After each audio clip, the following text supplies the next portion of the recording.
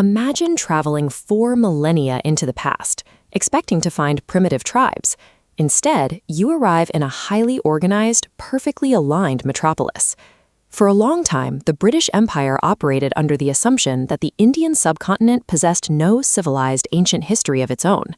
That blind spot held firm until the 1920s, when archaeologists began digging beneath the Punjab region. What they pulled from the dirt were buried cities like Harappa and Mohenjo-Daro, exposing massive brick complexes pushing human history back thousands of years.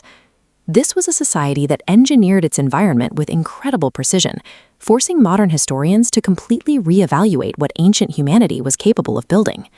They laid out their settlements with deliberate macro-zoning.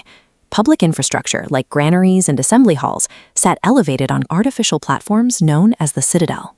Below that stretched the lower city, an expansive grid dedicated strictly to residential housing. Look closely at the building materials themselves. Every single baked brick across this vast civilization followed an identical mathematical ratio, Thor to 2 to 1. Maintaining this level of microscopic uniformity across thousands of miles points to an exceptionally disciplined population, governed by civic rules rather than the shifting whims of individual rulers. That discipline extended directly into their homes.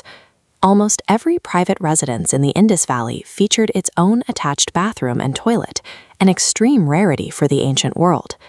The domestic pipes fed right into a highly engineered public sanitation network.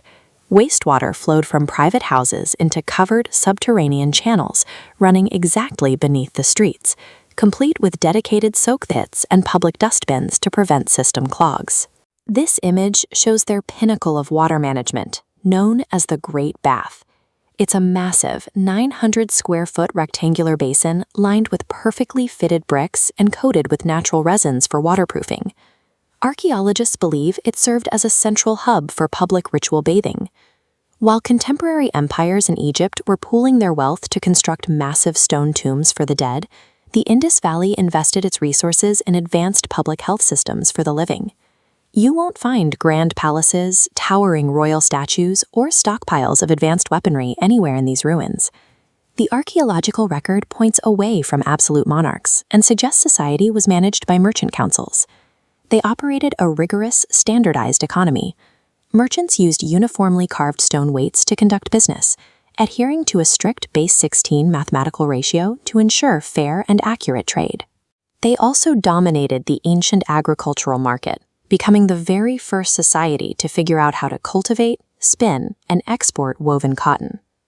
To move those goods, they constructed major engineering projects like Lothal.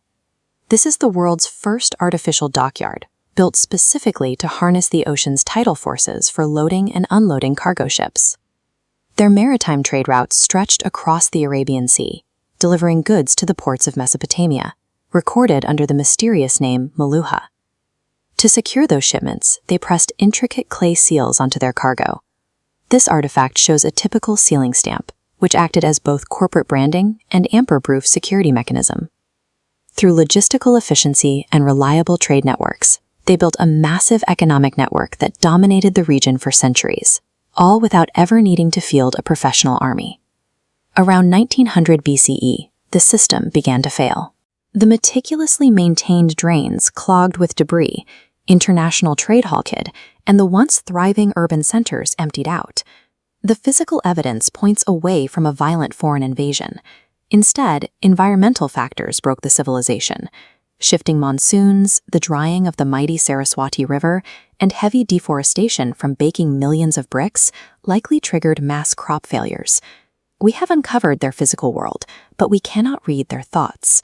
They left behind hundreds of distinct symbols on their seals and pottery, but their language remains completely undeciphered. We can see the script represents specific sounds, written from right to left as characters squeeze together at the left edge. But without a translation key, like the Rosetta Stone, these symbols provide no window into their specific laws, names, or stories. Their internal thoughts remain silent within the clay. For now, the story is told entirely through the physical evidence of their meticulous engineering. The population migrated eastward toward the Ganges Plains, bringing practical technologies and cultural habits with them. You can still see their fingerprints on modern South Asian life. The distinct styles of bangles worn today, the early forms of yoga, and the exact design of agricultural carts with large wooden wheels all trace a direct lineage back to those ancient cities. The Indus Valley Civilization offers a different definition of advancement. Here, the measure of success was the quality of the piece, the level of prosperity, and the standard of public hygiene guaranteed to every citizen.